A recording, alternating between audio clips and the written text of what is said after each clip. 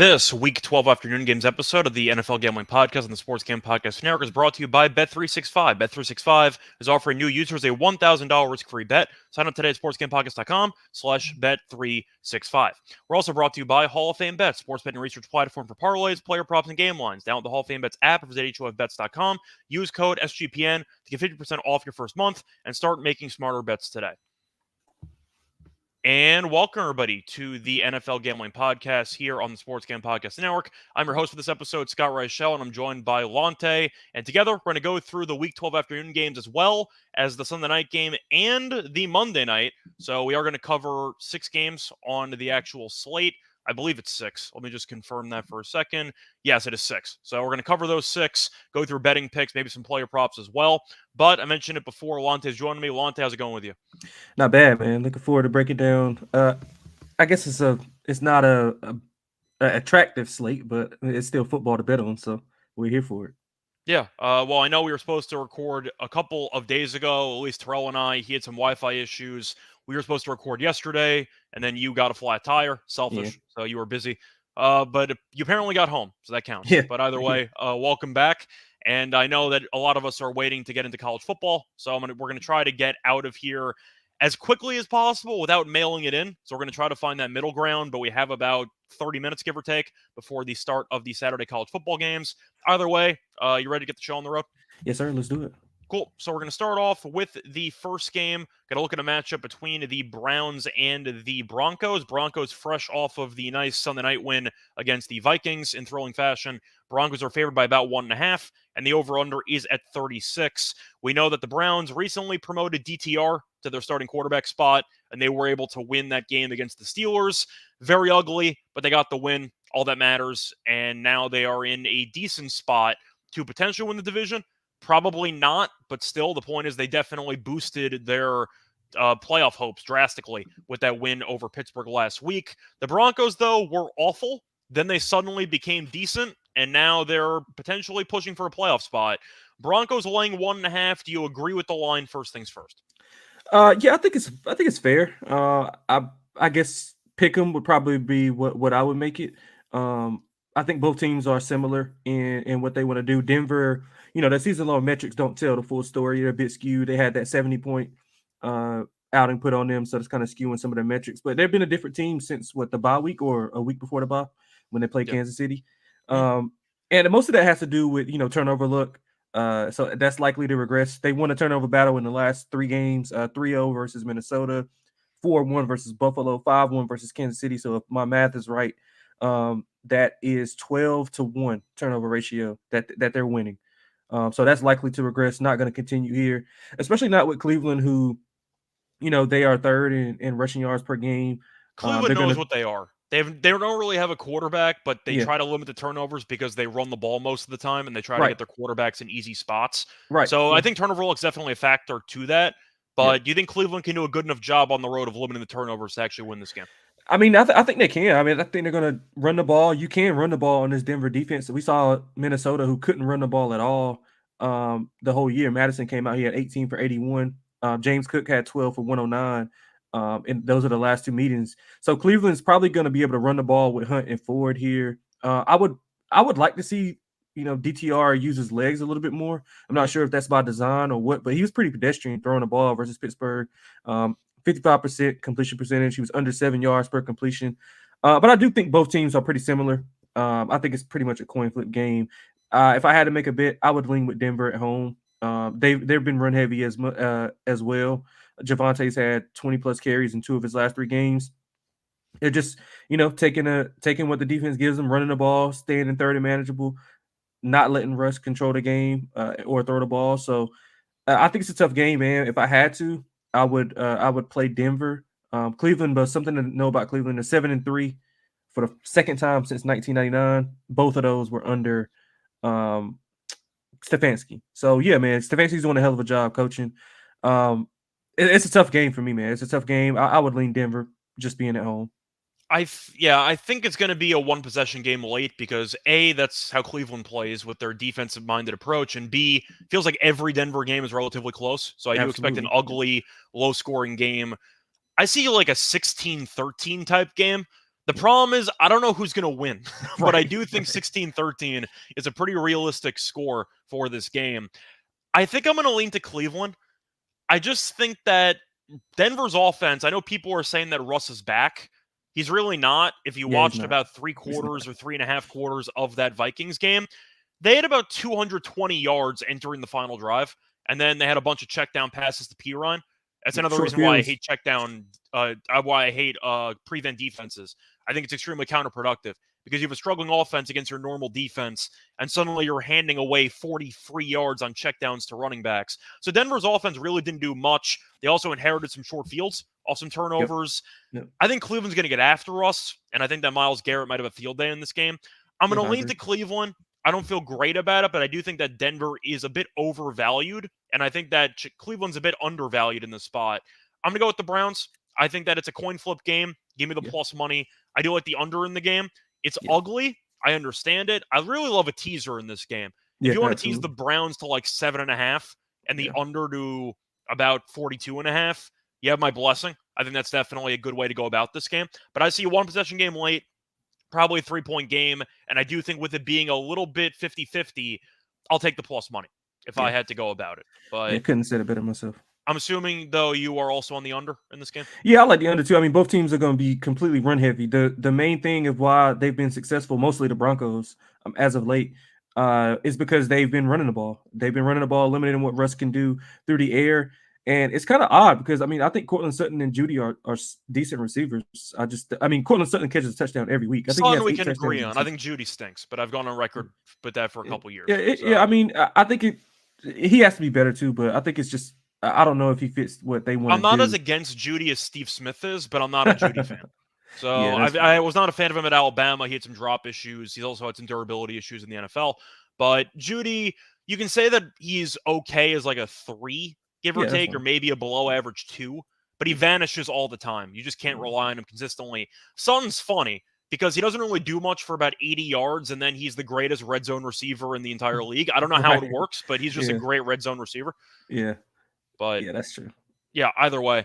Anything else you want to talk about for this game? You want to move on? Nah, this I would just look at the running back props, man. I think both teams will be able to run. If you could find Kareem Hunt, I would look at Kareem Hunt rushing and receiving yards and look at Ford's rushing yards because Ford is more so they're kind of splitting the carries, but I think Ford is the more efficient runner in the backfield. And then, of course, with Javonte, he's going to get pure volume. Like I said, 20 plus carries in 2 of his last 3 games. I just don't know how effective he'll be. This is probably the best front that Denver's played, if I'm not mistaken, depending on how you feel about. Well, Kansas City's front Kansas City's is front's okay. pretty good, yeah. Yeah, it's pretty, but it's not this No, Browns I front don't think though so. with Myles Garrett leading the charge. But yeah, I think you look at some running back props. I don't think we see a ton of throwing the ball around. I want to see some DTR design runs, man. So I'm looking to play his rushing yards over as well. Yeah, I don't mind Russ' interception as well. I think he's going to be running for his life for a decent portion of this game. So I think I that agree. that might be a decent look. But anyway, time to move on to the next game. But before we get into any of that, I do want to talk to you about Bet365. Bet365 is the world's favorite sports book, trusted by over 88 million players worldwide. That's a lot of players. Prop sides, totals, live betting, Bet365 has you covered. And if you like boosts, you're going to love Bet365. Plus, they also have some great promos. They have a 30% profit boost on your NFL same game parlay. And they also have an early payout offer if your team goes up 17 points. So if your team's up 17 in the NFL, you win. If you would have had that for the Falcons Patriots Super Bowl, for example, you would have won and you wouldn't have had to sweat out the entire second half. But anyway, sign up today and choose from 2 bonus offers, and you can choose between a $1,000 no sweat bet, or you bet $5 and get $150 in bonus bets. It's just that easy. Just head to sportscamppockets.com/bet365. That's sportscamppockets.com/bet365, or use the sign up link in our show bio. And if you have a problem gambling, call 1-800-GAMBLER.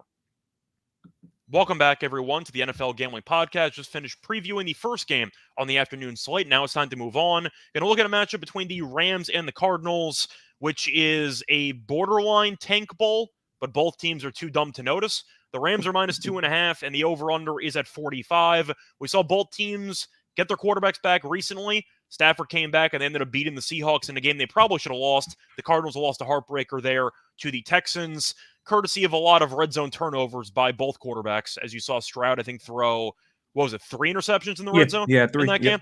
Yep, But the 3. Cardinals had a shot there at the end, turned it over on downs. But Kyler has looked pretty good since coming back from injury. For this game, Rams are laying 2.5. Do you agree with the line? And B, do you think that both teams are better off losing at this point in the season? Well, the second question I'll answer first. I think Arizona is definitely, um, they definitely should be losing. I mean, do the Rams have their pick anyway? I believe the Cardinals and Rams have their own picks Okay. this year. Yeah, The Arizona Rams is definitely. rare because they haven't had their own pick in like Yeah, that's what 4 I was years. thinking. That's what I was Yeah, thinking. I'm That's why pretty I sure asked. each of Yeah, these so teams do have their own pick. yeah, Arizona definitely should be. I mean, but like they've been really competitive like since Kyler returned. Like I think you mentioned that too. The Even defense has before been that, really in good. theory, they were good in first halves. They just Yeah, blew every yeah, absolutely, every second half. absolutely. Defense has been really good. They kept Houston scoreless all second half. You mentioned that they forced Stroud in those 3 turnovers, but yeah, I think Arizona should try to be on rebuild mode. The Rams, I mean, it's kind of They're screwed. They got to blow yeah, up the entire team. the Rams are kind of like the Bulls to me. Like they have some talent, and well, except that the Rams have a good coach and the Bulls don't. I But get your point that they have a lot of high salary guys right, that don't really work anymore together, and they right, still have the band together for no reason. right. And then how much longer is Stafford going to play? I mean, his wife is on a podcast saying that he can't connect with the guys, and he's beat up all the time. So I think it's most of the second part. The yeah, not actually reaching the other guys. Most of the players probably won't be on the team moving forward, so I'm not sure if yeah, that's that's going to true. matter. But Stafford's had a bunch of injuries in his career. Yeah, and I think I think talent wise, I think the Rams are really still a really good team. The defense hasn't really dropped off any since D'Amico left. So not D'Amico. Who's their DC? You That mean the Chargers coach, Staley? Staley. Yeah, yeah, yeah. It's been about the same since he left. But yeah, I think this is a hard game for me as well. I mean, if you look at the number, they closed 7.5. The Rams did versus Arizona in Week 6. Now they're laying 2.5 on the road. So I mean, how much of an adjustment is that with Kyler and then the Arizona home field? I'm not sure if you give them a full compliment for home Kyler's won field. what, like one home game in his entire career. He's been Man, terrible at home in Arizona. It's been rough for the last couple of right, years there in the right. But desert. but he has decent games against the Rams throughout his career. So the Rams actually in that game finished with 382 total yards, but Kyron Williams and Cooper Kupp, they almost had 80% of that. So like if you take away their yards, like the Rams really did nothing. But I'm gonna lean to the Rams here on the road. I think Kupp is ruled in. Said he's gonna be back, so I think the passing game has a big day on the Arizona defense. I don't think they have enough in the tank running wise to be able to be more balanced. So I think the Rams will just spread them out, throw the ball all over the place. Arizona, while they've been good, I still think that they are the more desperate team to tank. I think they're kind of showcasing Kyler, probably try to move him, and then get a package deal with not a package deal because I don't know if he's going to be one and done, but yeah, they're going to get Caleb Williams in the draft. So yeah, give me the Rams Wait, laying who the is? 2.5. The Arizona. I think Arizona's going to get. I disagree. I think Carolina might not win another game. Yeah, but you don't think they're going to take a quarterback? Or they don't have their pick No, either. the They don't have Bears their own their pick. Yeah, you think the Bears are Bears going are to take a taking quarterback? Caleb You think if so? they get first. Yeah. Fields? No, he's done. What's Fields' record? Like 6-30 as a Yeah. starter? No, it's a waste of time. Yeah, he played well last week. All I know is that Fields I'm not going to spend too much time on the Bears right now, but the argument also is that when you get a new regime in there with potentially new head coach, usually you want to get rid of everybody else that resembles the old regime. That's fair. And I Yeah. do think that if the Bears want to fully turn the page and start fresh again, you're probably going to pair a new coach with a new quarterback. Like Harbaugh. Yeah, potentially. I think Harbaugh's going to stay in Michigan personally, but it depends on how big the sanctions are and stuff that's going to be ruled for them moving forward. Because I know that he's facing the 3-game suspension right now. Shout out to the Michigan-Ohio State game starting in about 10 minutes. But the point is, you can make an argument the school might have to vacate a bunch of wins and they might get a postseason ban. Not a death penalty, but still.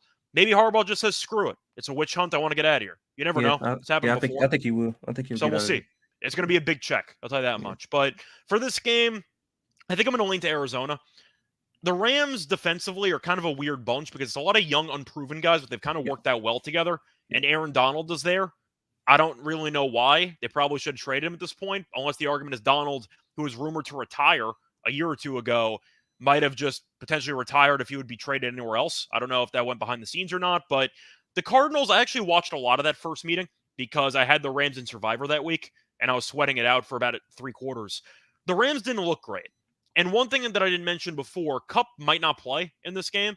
He got injured in the first half against Seattle last week, and I know Puka's been a bit injured recently. Did play in that game against the Seahawks. I believe he had a touchdown catch in that game. But with Kupp potentially not playing, they are getting Kyron Williams back, which is going to help out the ground game.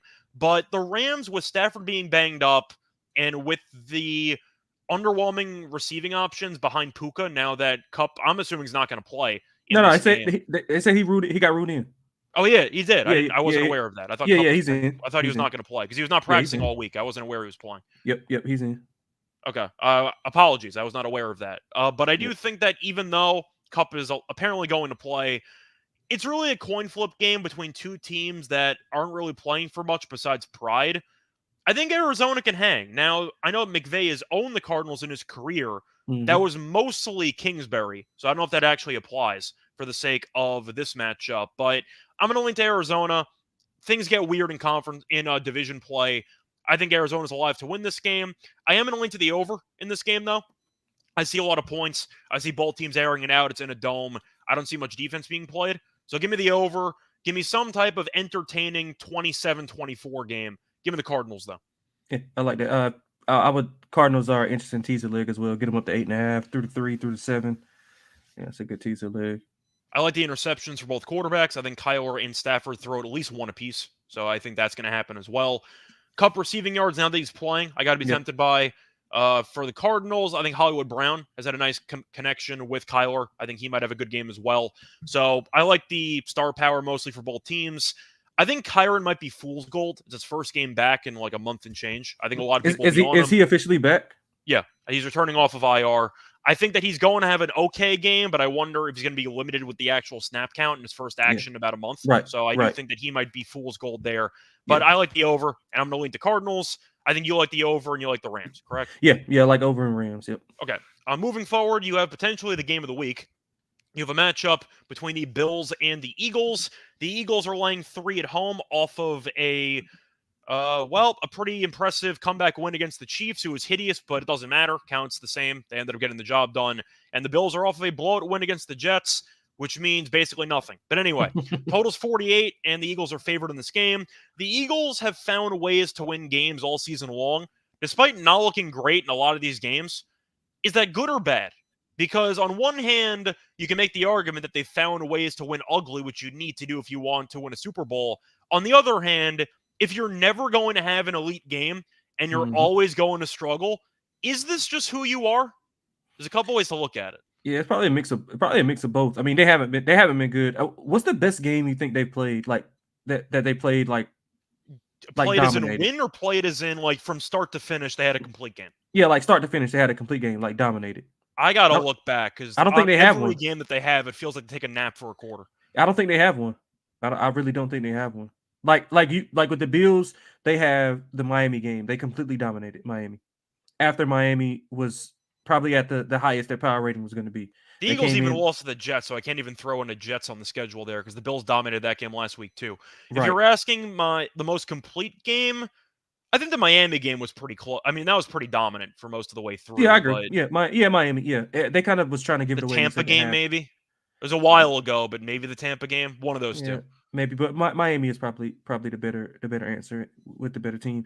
But yeah, I mean, they've been outgained in 3 straight games. I think by almost 100 yards in each game.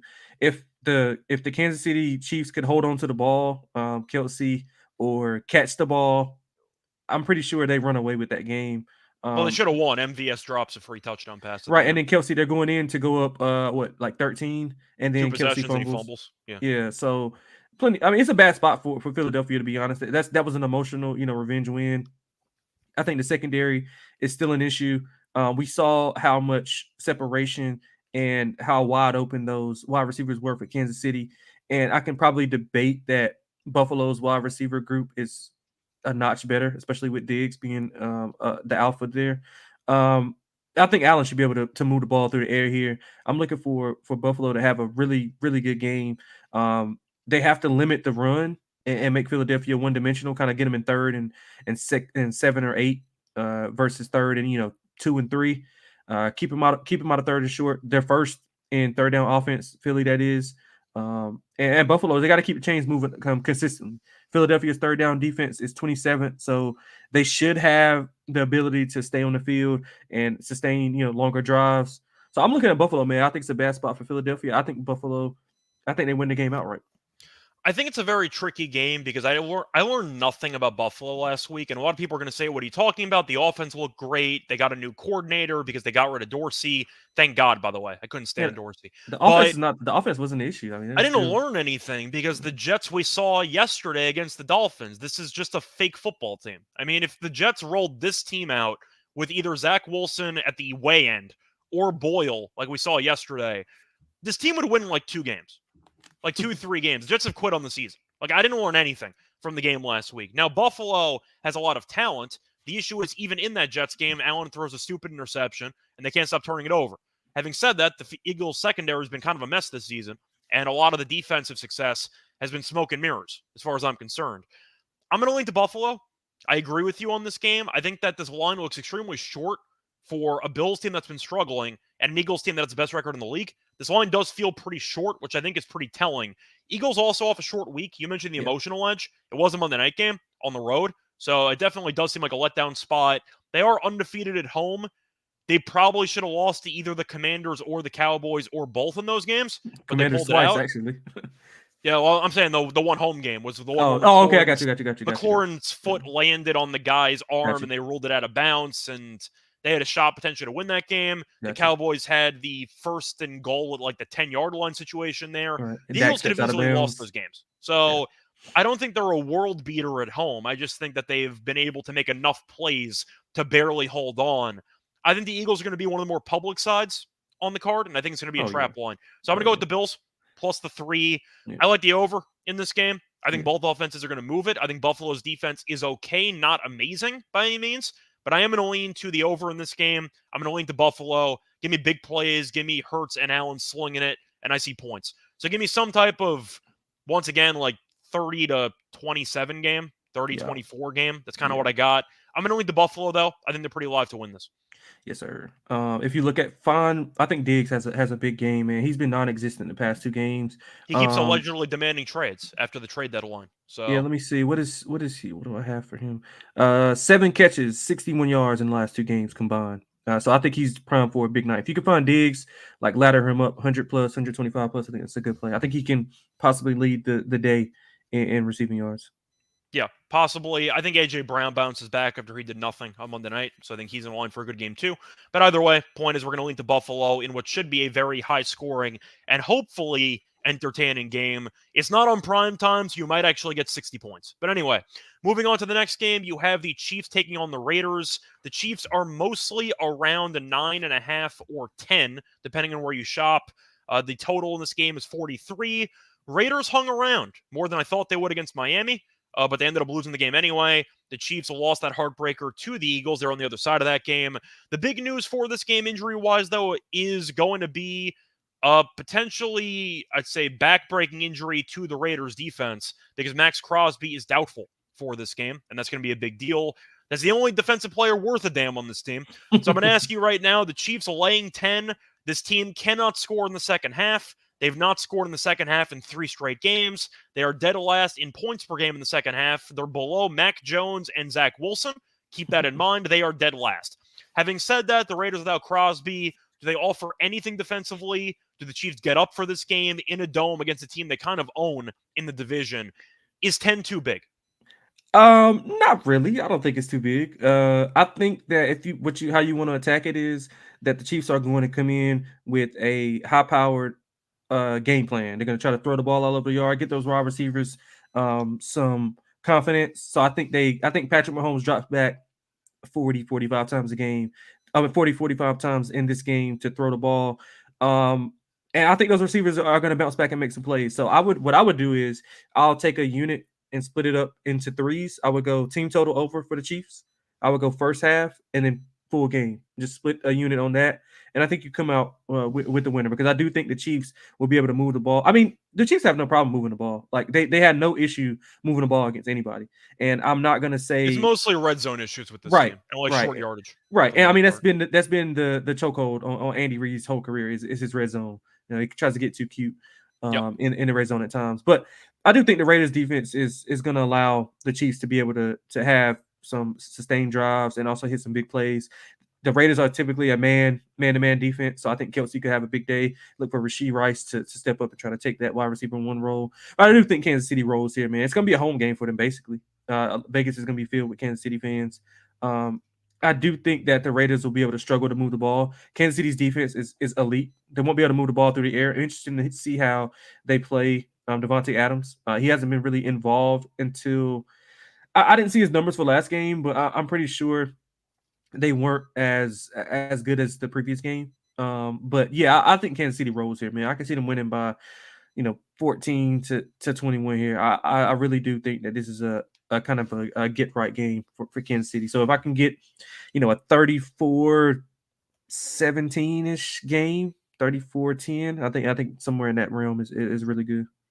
I think I'm going to lean to Kansas City in this spot. It's really the ultimate get-right spot in a dome. I know the Raiders have played better lately defensively. Yeah. For the record, Tua did have 325 passing yards, so he still had the ability to air it out against this team. Right.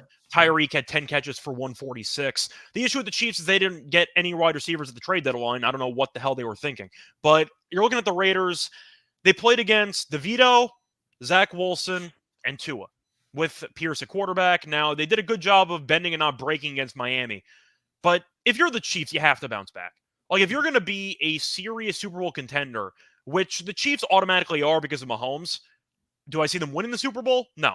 None of the receivers can catch a cold. So I think that looking at the spot, the Raiders secondary I still don't think is very good. It's been improved with Pierce as coach. But the Chiefs are in a great spot to dominate up front. I think O'Connell sucks. Full disclosure, I think he's a bad quarterback. Now, I think Garoppolo's cooked as well, so they really don't have any options. And Hoyer's Hoyer, so I'm not going to mention him either. But the point is, I think the Raiders have gotten by against some pretty bad opponents, and they barely beat the Jets. They probably should have lost that game. I do think that the Chiefs are going to wake up, and I think they're going to put together a good showing. The Chiefs' defense up front should dominate in this game. I'm not sure how many points the Raiders are going to score. If you told me the Raiders score 10 points, I wouldn't be shocked.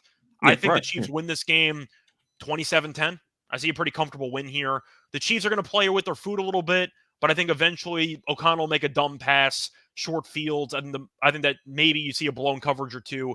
Kelsey gets going after a bad game against the Eagles.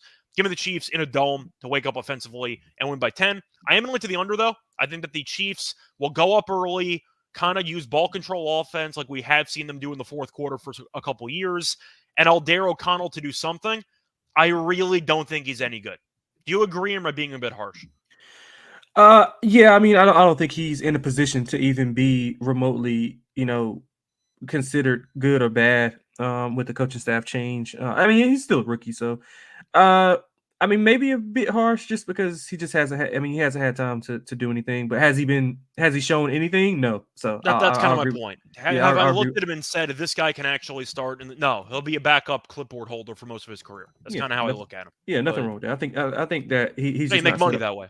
Yeah. I don't think he's set up right now to be successful in this offense. I mean, the coach is notoriously on record saying he wants to run the football, so he's not even given a chance to actually throw the ball. But yeah, so I'm with you. I'm with you.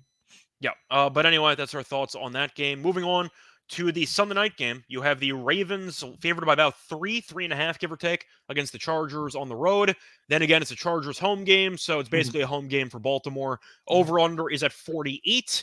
The Chargers beat up on Badgett and Wilson and then went back to being a Brandon Staley-led defense as they ended up losing their last two games.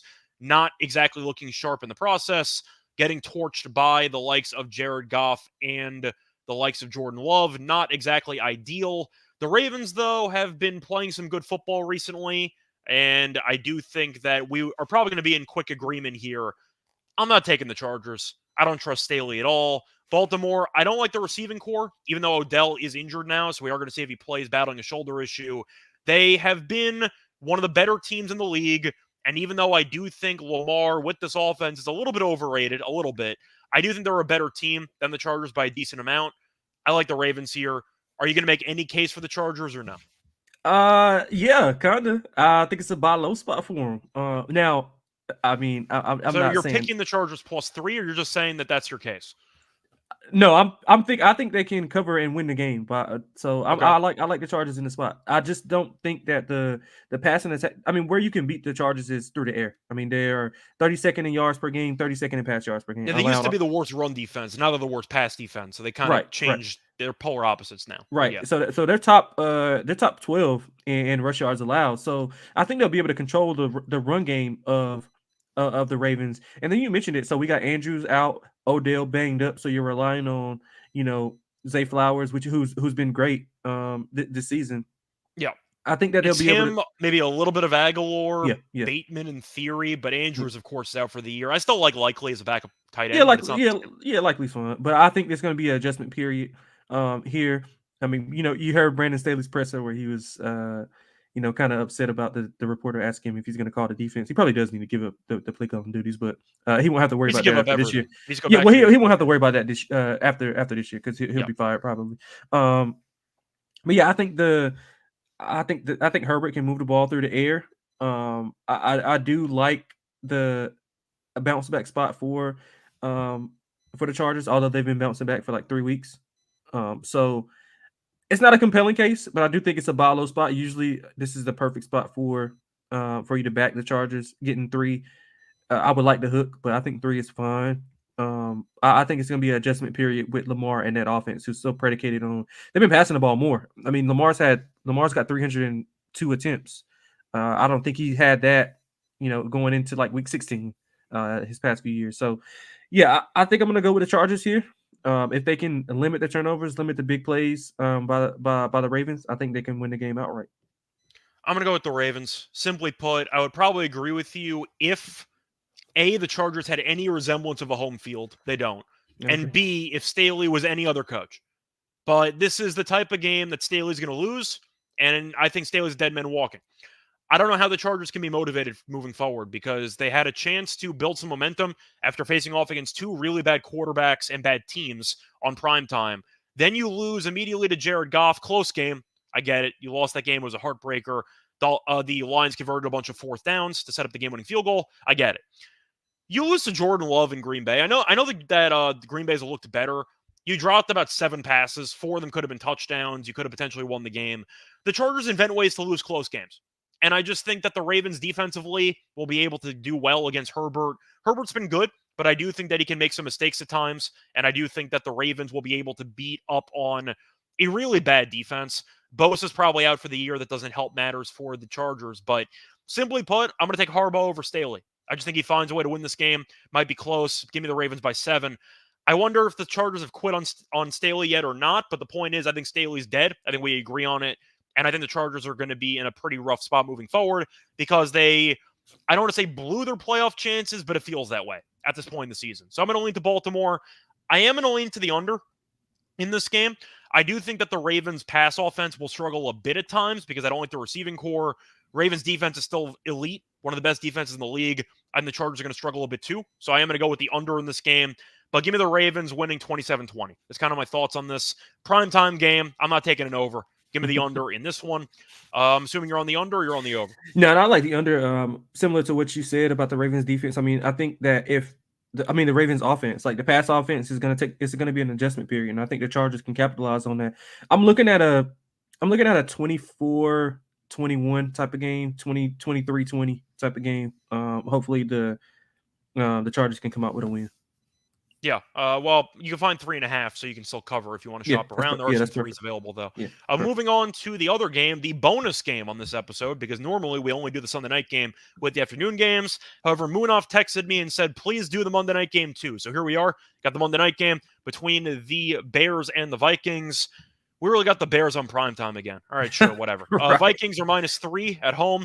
Over-under is at 43. The Bears invented ways to keep my Survivor entry alive because they blew that massive lead against the Lions in the final 4 minutes, where the Lions scored 14 points in about the final 3 minutes and change. Vikings off a heartbreaking loss on Sunday night to the Broncos in a game they probably should have won, but overall they've been a pretty solid football team. Most of the defense over the last month or so. I'm going to ask you about the Bears first, though. I think that Fields is done after the year. I think they're going to draft Caleb Williams with the Carolina pick. My question for you is, do you think the Bears should be encouraged or discouraged from last week's game because they dominated most of it and still found a way to lose? Honestly, that's a good question. I don't know how to answer it. I think they should be. It This is depends. the Also, story of the Eberflus regime. They just can't yeah, win games. They just yeah. invent So, ways to lose. so it depends on how you want to look at it. If you want to look at it in a positive aspect, you can spin it as we were dominant against one of the better teams in the NFC in our division as well, and we kind of got away from ourselves, pissed down our leg, and we should have won that game. And on the opposite side, if you're looking at it like, hey, we're still in line to get 2 of the top 3 picks to build on for next year.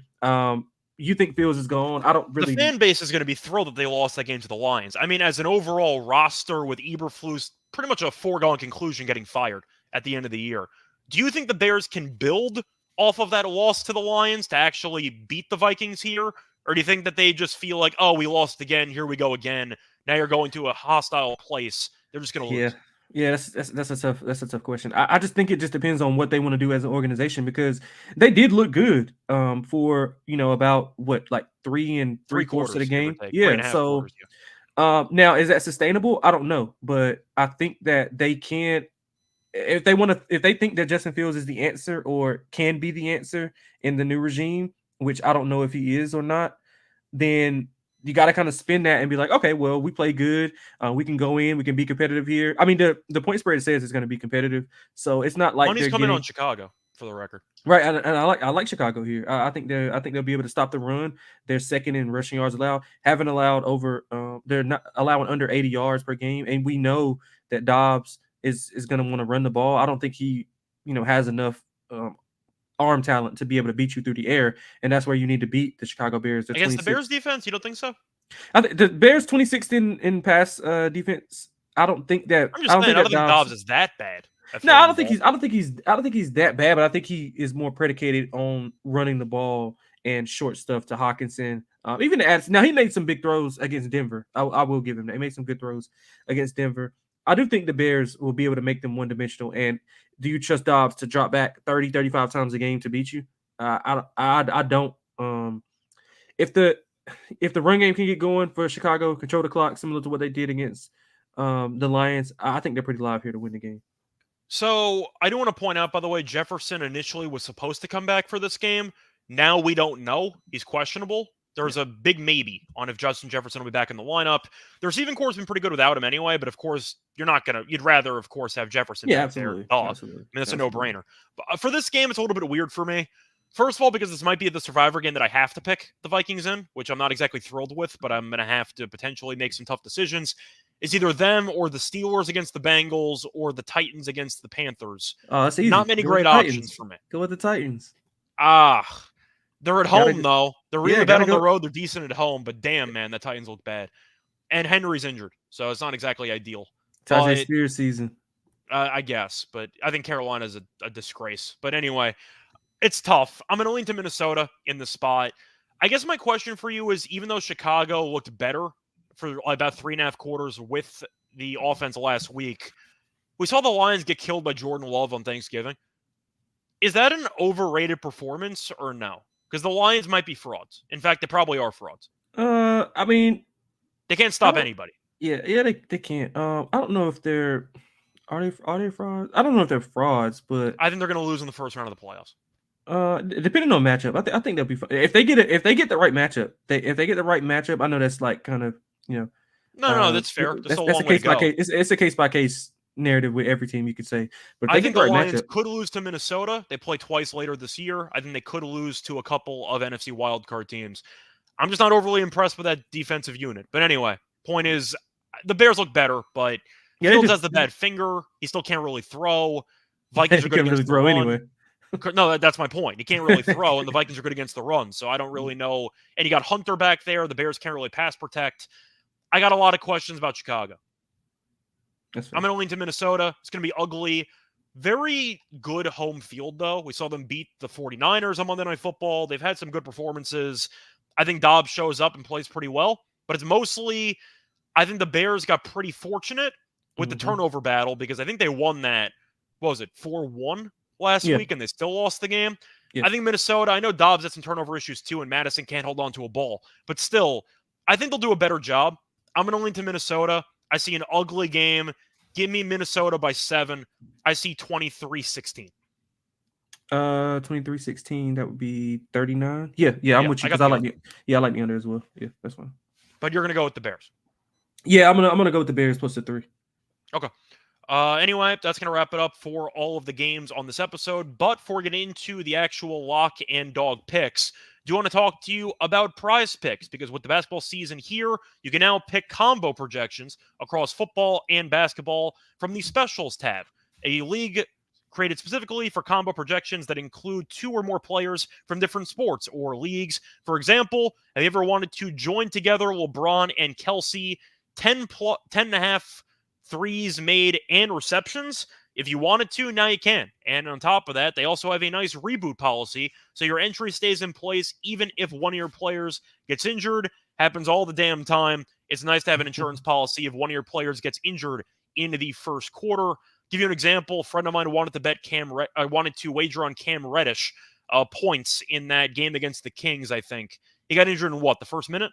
20 seconds in that first game? few minutes. Yeah, Prize Picks would have refunded you in the process, so it's definitely a nice boost. But for specifics here, for football or basketball games, if you have a player who exits the game in the first half and does not return in the second half, the player is rebooted, so your entry is still live. Prize Picks is the only daily fantasy sports platform with an injury insurance policy. Shout out to them for that. But if you want to, once again, get in a great deal and get in on the action, go to prizepicks.com/SGPN and use code SGPN for a first deposit match up to $100. That's prizepicks.com/SGPN, code SGPN. Prize Picks, daily fantasy sports made easy. We're also brought to you by Hall of Fame Bets. Win bigger betting smarter this NFL season with Hall of Fame Bets, the sports betting analytics platform for parlays, player props, and game lines. Research every NFL, NBA, MLB, and soccer bet with historical stats and data. Enter any parlay idea into Hall of Fame Bets' revolutionary parlay optimizer tool to get hit rates broken down by leg, as well as an expected probability for the entire parlay. Sort all players by hit rate for any bet to learn which players are hot and which picks have value. Stop betting in the dark and join over 30,000 users researching with Hall of Fame Bets to craft more intelligent, data-driven parlays. Download the Hall of Fame Bets app or visit HOFBets.com and use code SGPN to get 50% off your first month today. Start researching, start winning with Hall of Fame Bets. Welcome back, everyone, to the NFL Gambling Podcast. Time to get into our favorite plays for the afternoon slate, as well as the primetime games. Lonte, I'm going to let you go first. What is your lock and dog picks for the show? So the lock, I'm going with the Bills. Find the 3.5. It's some out there. Find the 3.5. I think they are allowed to win the game outright. So give me the Bills plus the 3.5. I think it's a bad spot. I think the secondary for Philadelphia is vulnerable. Diggs is going to have a monster day. Don't trust the Philadelphia offense as constructed right now. I think they'll be able to. The Bills' defense hasn't been great either, but I think they'll be able to control some of the things that the Philadelphia wants to do. So give me the Bills plus 3.5 for my lock. For the dog, I'm going to go with Chicago, man. I'm gonna go with Chicago, winning the game outright on the road.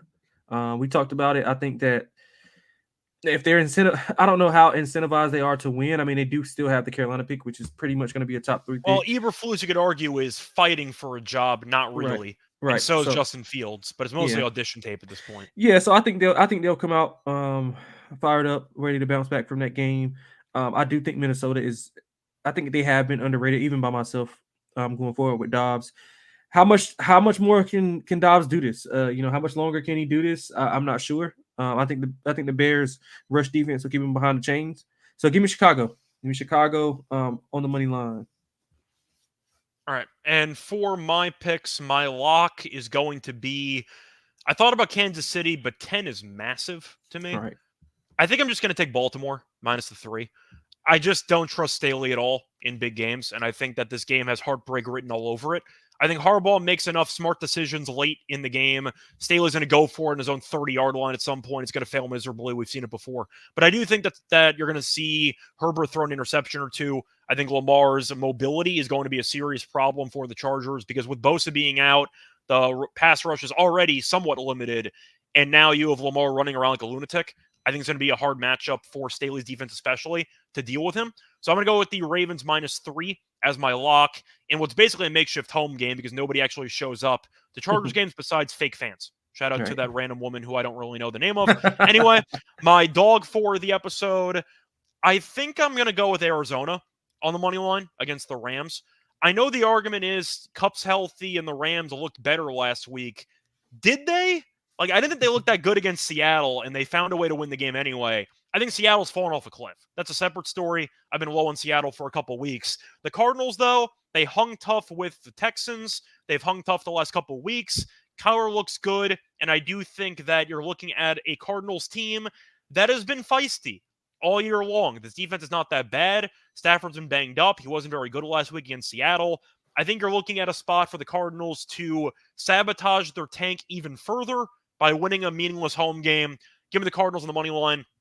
And looking at the actual price, you can find that at around +115.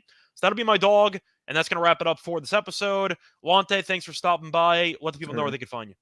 Yeah, I'm on X, Twitter, whatever you want to call it, at XXLonteXX. Yeah, man. Good luck to everybody out there. Bet responsibly. And hopefully we can cash some winners here. Yep. And as for me, find me on Twitter at Rice Show Radio. Find me on the NBA show, the tennis show. Should be doing an episode at some point in the next couple days. One of the final episodes of the week, of the year, I mean. If you didn't notice, it's close to December and tennis is almost over. So there you go. But until next time, good luck to all of you and all of your bets. Bye, everyone.